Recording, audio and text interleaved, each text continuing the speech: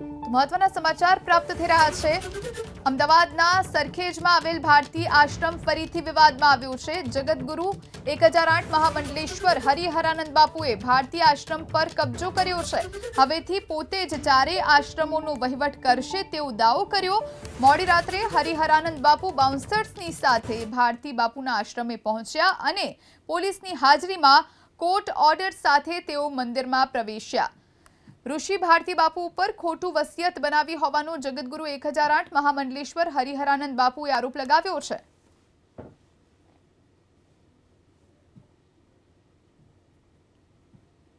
ફરી એક વખત સરખેજમાં આવેલા ભારતી આશ્રમ વિવાદમાં આવ્યું છે, કારણ કે ગઈકાલે સાંજથી જ જે મહામંડલેશ્વર હરિહરાનંદ બાપુ છે પોતાના 100 જેટલા સમર્થકો અને બાઉન્સર સાથે જૂનાગઢથી આવીને સરખેજ આશ્રમ પર કબજો કરી લીધો છે।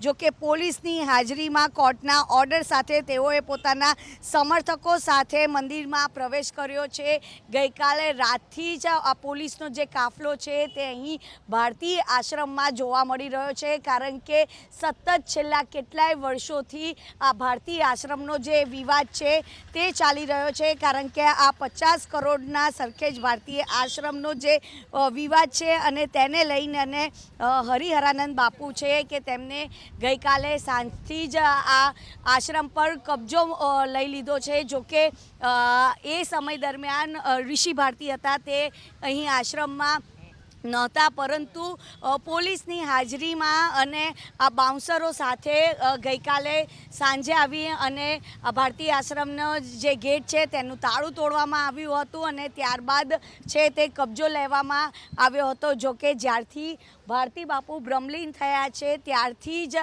આ સરખેજમાં આવેલું આ ભારતી આશ્રમનો જે વિવાદ છે તે થયો છે। જો કે હરિહરાનંદ બાપુ છે તેઓએ અત્યારે કબજો લઈ લીધો છે અને અહીંયા આગળ વધુ વિવાદ ન વકરે તેને લઈને અને ખાસ કરીને તકેદારી રાખવામાં આવી છે, કારણ કે આ ભારતી આશ્રમ છે તે અત્યારે પોલીસ છાવણીમાં ફેરવાઈ ગયું છે। કેમેરામેન કૃણાલ ભાવસાર સાથે રાજલ બારોટ, એબીપી અસ્મિતા, અમદાવાદ।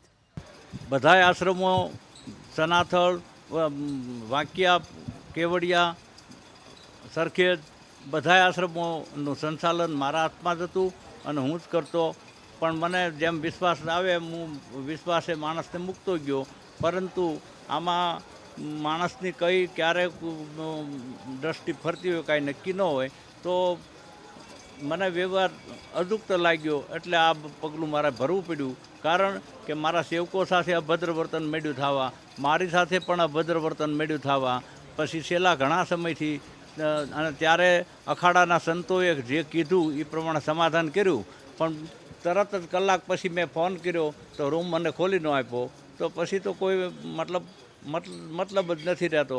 મને એમ થયું કે મારું સ્થાન છે અને મને ન ઘૂસવા દે, આ ક્યાં ઘરનો ન્યાય, એટલા માટે આ પગલું ભરવું પડ્યું। અને હવે હું જ અહીં રહે અને વહીવટ જે કાંઈ છે ત્રણેય આશ્રમનો કારોબાર હું જ સંભાળું છું।